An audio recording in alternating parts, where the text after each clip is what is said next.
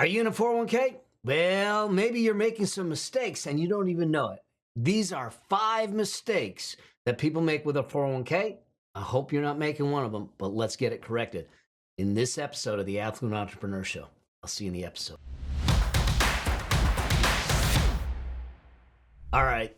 You know that I'm a fan of 401ks, and I get that they have had bad press, but fact of the matter is when you look at studies and data, the majority of millionaires have built their millions in traditional investing and especially 401ks. But it's not without its pitfalls because too often we're not sure about how to operate in a 401k environment, what to do, what makes it work, and some mistakes to avoid. So in this episode, I want to build on some of the things that I think we need to be aware of, 5 in particular, to avoid when you're dealing with 401ks. First things first, I mean, the reality is that I want you to participate. If you look at my book, Building Your Money Machine, I talk about the 401k and how it fits into your wealth priority ladder and when you want to do it. Because especially if your employer is matching. If your employer's matching, you need to be participating because think about this. If I came into your house and I started dropping $100 bills on the floor, would you pick them up? I think so. I think you would. Now, if I came into your house and I told you, hey, if you drop a $100 bill on the floor, I'll put one on top of it. Then you could pick it up. Would you do that? I'm betting you would if you sat back and said, wait. Every time that I put a $100 bill on the floor, Mel's putting another $100 bill on the floor right next to it? Yep. You would do that all day long.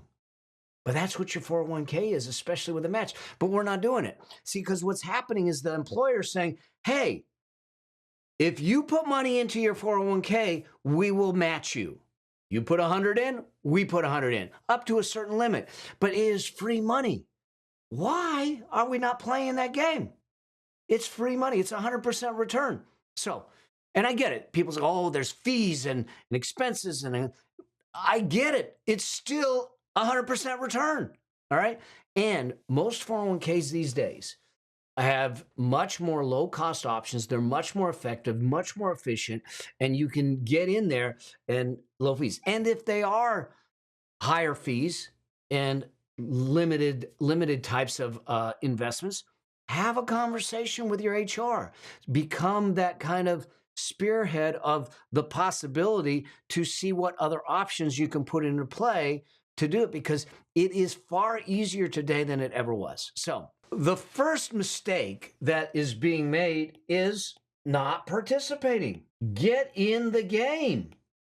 If there is a 401k, now I get it. You might sit back and say, oh, but I can barely pay my bills. Okay. All right. This is going to be some tough love. All right. Your financial future is depending on your financial present. Okay, let me say that again. Your financial future is depending on your financial present.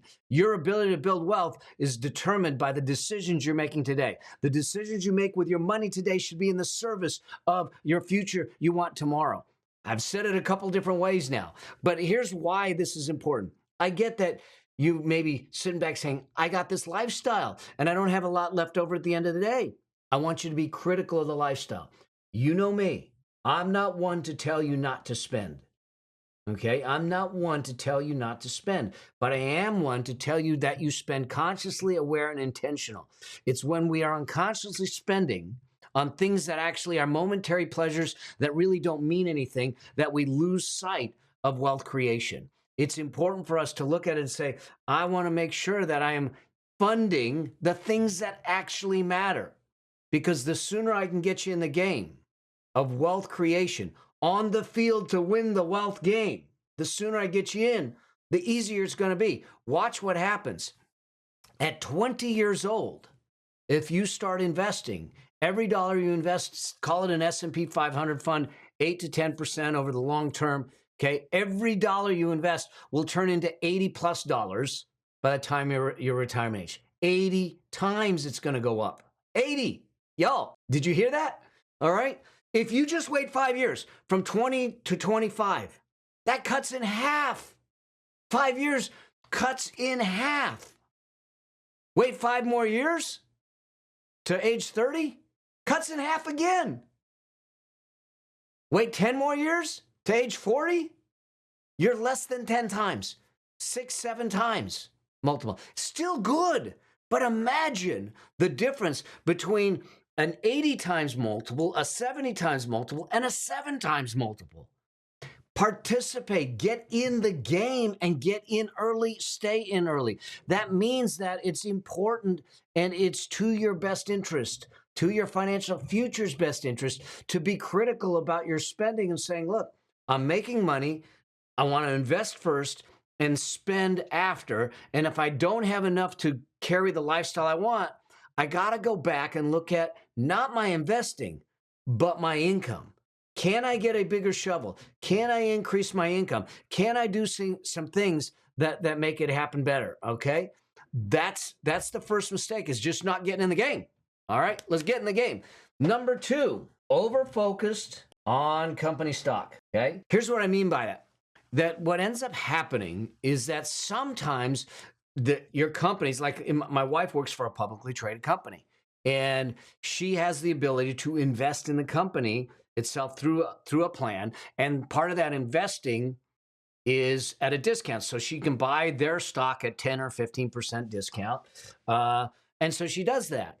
But the challenge is, if her portfolio is primarily made up of that stock, then it's a tremendous amount of risk that we're taking on, because now I have an investment portfolio tied up in that stock. I have my employment and my job tied up in that stock. In other words, my income stream tied up in that company also. And if the company starts to have difficulty, the stock price goes down, my value of my portfolio goes down, my employment is in jeopardy, maybe I get outsized, downsized, or fired, and now I had all my eggs in that one basket. So it's important for us to start to look at it and say, is there too much concentration in a single company? Is there too much concentration in the company I'm employed with? If there is, you want to look for avenues and ability to diversify the portfolio to reduce that exposure. Now, sometimes when you get into these types of arrangements, you cannot diversify immediately. You don't have liquidity. It's called, they've restricted it for you for a period of time. But you want to be aware of those milestones so you can diversify it, and you're not so ultra focused in one company, especially if it's the same company that you're employed by. Okay, so that's mistake number 2. Number 3 is your portfolio itself, the portfolio structure. Okay, and this is really about are you being too conservative? Are you being too risky? And where I see this come into play is often, especially if you're in a long-term employment type of situation. You get in and you set your portfolio structure up at the beginning, and you never change it. You never change it. So if you get in, say you're young, you're 25 years old, you start employment, everything's ultra aggressive. You're in aggressive growth funds and a more growth style type of portfolio with ETFs and index funds. And you keep that, and now you've worked 40 years there or 30 years there. Now you're in a time where that portfolio should be a bit more conservative, and you have not adjusted the portfolio, which puts you at a level of undue risk. And this speaks to this other element that I think should happen just generally when it comes to wealth management and wealth building and your nurturing your financial freedom, and that is having a review rhythm to your things. I meet with my wealth team once a quarter telephonically, and at least twice a year face to face. Now, you may not need that, especially when you're starting out, but at least once a year, you're checking the pulse on the patient. You're looking at the portfolio structure. You're looking at, is it too risky? Or on the other hand, I've seen people that they are too conservative, okay? And so they don't get the level of returns that they should be getting. Like when you're young, if you have a decade or more, the market goes up 8 out of 10 years. 8 out of 10 years. Okay. If you look at any 20-year period, 59% of the time, it's over 10%. 90% of the time, over 8%. Get in, stay in long, and make sure that you're doing it. Now, there's a subset of this mistake, and that is this. And I'm going to kind of draw this out for you because I've seen this happen, and it's a tragedy when it does, okay? So you have your 401k, okay? And you have the 401k. You put money into it from your check, okay? The employer puts money into it, okay? And you sit back and you think that you have invested in your 401k. You did in the account, the 401k. The reality is that what that is that you just put it into an account. It's like dressing up to go to a party, but you never left the house to go to the party. Now you got to leave the house to go to the party. This is step one. There's a second step to it. And that once it's in the 401k, you have to tell it what investments to go into. So this is where you're going to tell it which ETFs and index funds and things like that to invest in. But it is a two-step process. And what I've watched happen is people do this step, okay? They do this step, but they forget to do that step. And then they spend their whole time putting money in, employer puts money in, and they spend their whole time in a situation where their money is sitting in a money market account earning 2%. Yo, if you put $10,000 or $5,000 away over a period of time, you're going to end up at 2%. You'll end up at $300,000 instead of $1.5 million. Big difference. Big difference. Okay. So we got to make sure that one, we are investing it. Two, we're doing it in the right portfolio. One of the easiest ways to do it, if you want to look at it, and I talk about it in my book, Building Your Money Machine, is a target date index fund. And the reason that I say if you're starting out, you might want to do that is because they will on their own adjust the portfolio to be more conservative as you get closer. So they will do the checks for you right from the get-go. And so the decision, we want to remove friction, is all you got to do is say, I'm gonna fund it. I'm going to put my money into the 401k. I'm going to go into this target date index fund. And the only choice you got to make is the date. So you might sit back and say, I don't need this money for 30 years. I'm not retiring for 30 years. So you're going to look at it and say, I want a 2055 fund. That means that their investing perspective is over 30 years. So it's very aggressive now.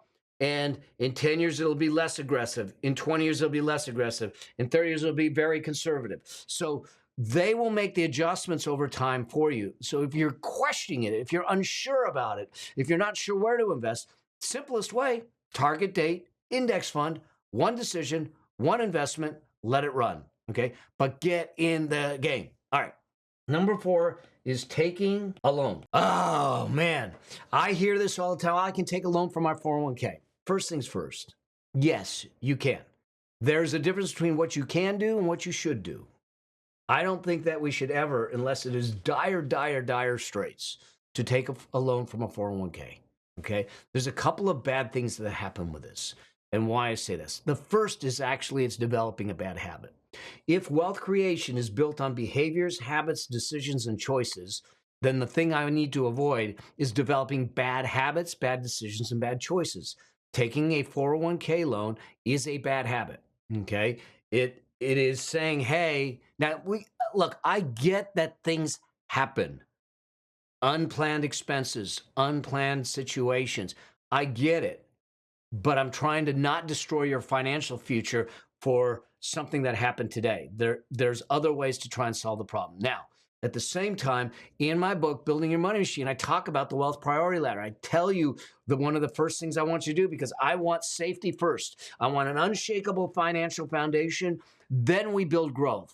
And if you did that piece of it right, if you built the bottom rungs of the wealth priority ladder right, you won't be needing to borrow from a 401k because you have the liquidity and the foundation to carry you through any kind of emergency to make that happen.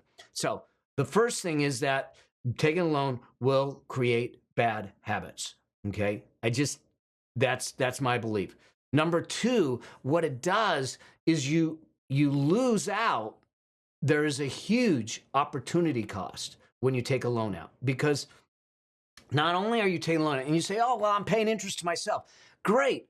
But you lost all of the growth on that money that could have transpired.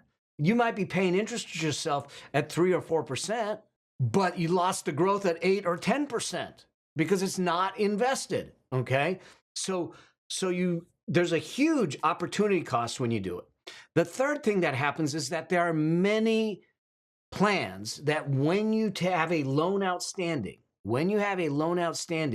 you cannot make contributions, or the company will not do matches. So you lose the free money from the employer potentially, and you lose the ability to make contributions. And if that's the case, not only did you lose the opportunity cost on the growth of what you took out, but you cannot continue the financial journey until the loan is paid off. Okay? And then the next is this. If you lose your job or you separate from employment for any reason, that loan gets accelerated and you have 60 days to pay it back. If you do not pay that loan back, then it's deemed what they call a distribution. That means the whole value of the loan becomes a distribution subject to taxes and penalties. Okay? And so now all of a sudden, if you had a $20,000 loan, it could cost you as much as $10,000 in taxes and penalties. Plus, you got to pay the loan back. And if you didn't pay the loan back, then you're going to be paying the tax. Okay. So there is that precarious situation should employment terminate for any reason. And then the last piece is that, sure, you're paying the loan back, you're paying interest to yourself, but watch what happens. When I contribute to a 401k, I'm taking it out of my salary. So I'm contributing pre-tax money to the 401k. 401k is growing, pre-tax money. When I take the money out in a distribution, I pay tax on it. But when I take the money out as a loan, I'm not paying tax on it because it's expected to be paid back. So let's say I take $10,000 out as a loan, and now I got to pay $10,000 back. It's going to cost me more than $10,000, not just because of the interest, but because of the taxes, because I'm paying it back with after-tax dollars. So if I need to pay back $10,000 in a loan, I might have to earn $13,000. So I pay the tax on $13,000, end up with net of $10,000 to pay the full $10,000 back. So I'm paying the interest and the taxes because I have to pay it back with after-tax issues, okay, dollars, okay? So I think the loan is a absolute no-no. You need to be on sheer devastation before you start to think about it, in my opinion, all right? Now, last thing, number 5, early withdrawals, okay? Man. Look, again, in a dire situation, you might not have a choice, but I think that there's a lot of different choices. Now, but taking your money out of the 401k prematurely is going to cost you taxes and penalties. You will lose as much as 50% of the money. So if I have $50,000 in there and I take the whole 50 out, by the time I'm done paying a 10% penalty, the tax on it, and some states have penalties, like my state has a penalty on it on early withdrawal also, you will lose half of it. So you end up net with $25,000 and you've lost it. And now you have no growth. You have nothing. Okay.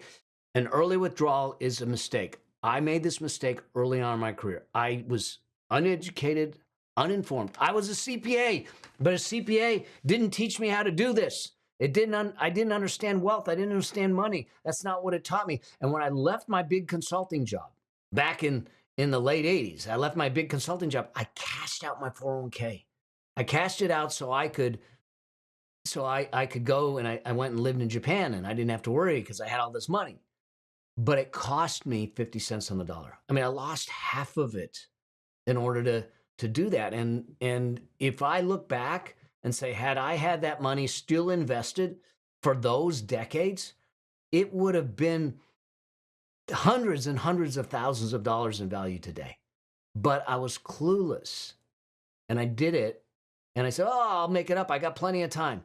Y'all, don't take out of your 401k early if there's any way. All right. So those are the 5 mistakes that I see with 401ks that I want to make sure that you're not doing, because a 401k is a great vehicle when done right, with the right plan, making sure the expenses and fees are low, and you should be participating in it. So make sure you're participating. Don't be too focused on a single company stock. Make sure you have the right portfolio structure in there. Don't take loans and don't take early withdrawals if there's any possibility. All right.